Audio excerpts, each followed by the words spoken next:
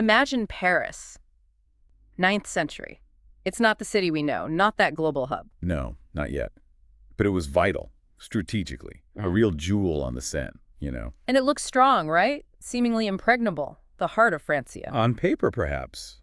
But then, from the north, this threat emerges. The Vikings, sailing right up the river in those fearsome longships. Exactly. So today on the Deep Dive, we're doing what we do best. We've got your sources, historical accounts, modern analyses, the works, and we're pulling out the key insights. Giving you that shortcut to understanding a really pivotal, frankly epic moment in history. We're diving into the Viking Sieges of Paris. We'll focus heavily on that massive one, 885 to 886. Yeah, that's the big one. But you can't really understand it without looking at the earlier siege in 845 first. Kind of sets the scene. Right. So the big questions looking at these sources are, how did these Norse warriors manage to strike at the very heart of Francia? And what do these desperate struggles tell us? About the Vikings, sure, but also about empires, about how they hold together or fall apart. Our sources today include the detailed Wikipedia entry on the 885-886 siege and a really good piece called Viking Sieges of Paris, the heart of Francia under siege. So let's get into it. Okay, so 9th century Paris. You've got the Carolingian Empire, Charlemagne's legacy, but it's fragmenting. Bit shaky. Definitely. But Paris, within that, is still a key city. It's seen as this gateway, really, to the Frankish heartland. A gateway. That sounds important, but does it also mean maybe vulnerable? Oh, absolutely. And the vulnerability is right there, the Seine River. The city's lifeline. Exactly. Great for trade, for bringing goods in, but it's also just this perfect open highway for Viking longships, straight shot inland. They must have known that was a risk. They did. That's why you get the Edict of Pistres in 864. It specifically ordered the building of 2 bridges. Ah, the famous bridges on either side of the Ile de la Cité. That's them. Low-lying footbridges, 1 wood, 1 stone. The idea was to physically block the river passage, and they were crucial defensive points. And it wasn't just royal decrees, right? The sources talk about local leaders stepping up. Robert the Strong, then his son Odo. Yes, and that local initiative becomes incredibly important. Royal power was waning after Charles the Bald died in 877. Even though Charles the Fat eventually becomes king in 884, hoping to pull things back together. Right, but the momentum was already shifting. Paris, under counts like Robert and Odo, wasn't just waiting around. They understood the immediate danger and started seriously fortifying the place themselves. That self-reliance was key. And they knew the danger because it wasn't the first time, was it? Let's talk about that first shadow, 845 AD. Yeah, the first really major Viking siege. Yeah. Led by someone the sources call Ragnar Harris. Often linked to Ragnar Lothbrok, the legendary figure. Possibly, yeah. The accounts mention a fleet of, reportedly, 120 longships. Can you just picture that? Sailing up the Seine? Must have been terrifying. What were their tactics like back then? Swift. Brutal. They'd often bypass smaller, less wealthy towns. Create panic. Leave destruction behind them. Just focused on the prize. And the king, Charles the Bald, how did he react? He was caught completely off guard, it seems. His response, Danegeld. The payoff, basically protection money. Exactly. A huge payment, silver and gold, just for the Vikings to pack up and leave. Which they did. So, problem solved. Or maybe not. Well, short term, yes. The immediate threat was gone. But long term, it was disastrous. How so? It set this terrible precedent. It essentially told the Vikings, look, raiding Francia is profitable. You could fight for loot, or you could just get paid to leave. So it incentivized more raids, like saying, come back and we'll pay you again. Pretty much. It showed that Frankish wealth could be purchased, not just plundered. A lesson the Vikings wouldn't forget. And they didn't. Because just 4 decades later, 885 AD, the nightmare returns. And this time, the sources say, on an unprecedented scale. Late November, 885. The numbers mentioned are staggering. Abbo Cernus, a contemporary monk who witnessed it, talks about maybe 700 ships, 30,000 or 40,000 men. Yeah, those numbers are likely exaggerated, as medieval chronicles often did. Modern historians usually suggest something more like maybe 300 ships. Still, 300 ships is enormous. Thousands upon thousands of warriors. A truly colossal force. And led by figures like Siegfried, Sinric, and later Rollo becomes prominent. But Paris wasn't the same city as in 885. No, crucially, it was better prepared, thanks largely to Count Odo. Remember those bridges? Yeah. He'd fortified the bridgeheads. Each bridge was guarded by 2 strong towers on the Ile de la Cité itself. They were ready for a fight this time. So the Vikings arrived, this huge fleet. What's the first move? attack. Actually, no. Their first move, according to Abo, was a demand, tribute, pay us or face war. It's the same old tactic. But Odo's response was different. He had, again according to Abo, maybe only 200 men-at-arms against this horde. 200? Seriously? That's the number given, and Odo flatly refused. He denied them passage, denied them tribute. He basically said, try it on. Wow. So no quick raid this time. No quick raid. This was the start of something else entirely. A long, brutal, grinding siege. So Odo says no. What happens next? Do the Vikings just launch an all-out assault? They don't waste time.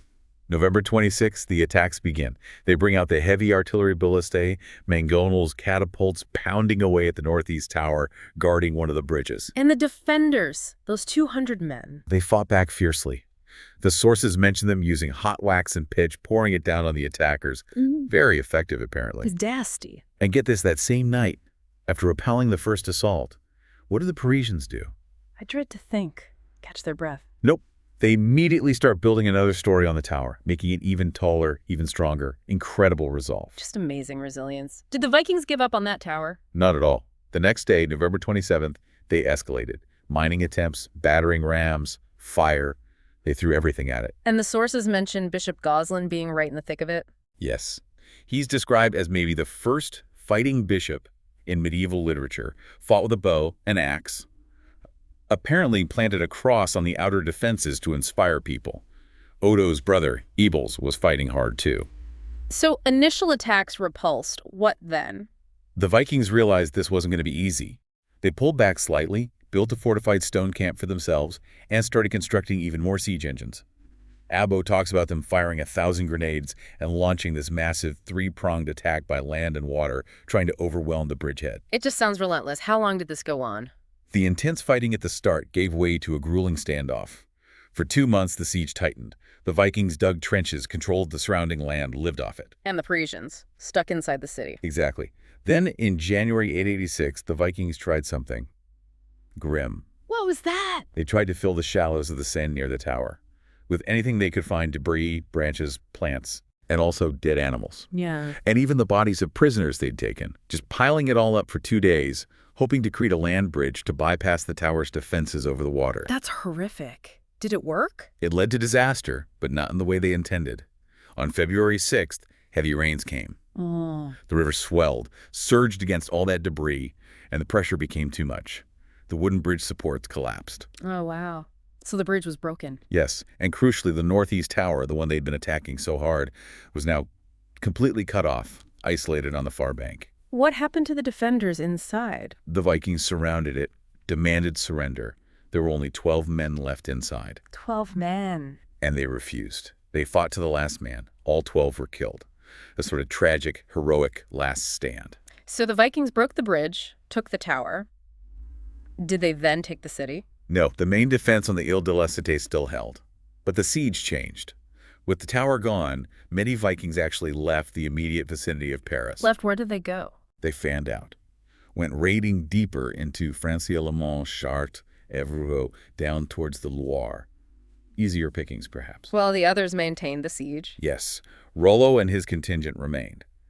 Meanwhile, Count Odo did something incredibly daring. What was that? He somehow slipped through the Viking lines, left Paris, and went all the way to Italy to plead with the Emperor, Charles the Fat, for help, to bring the imperial army. He just left the besieged city. He had to.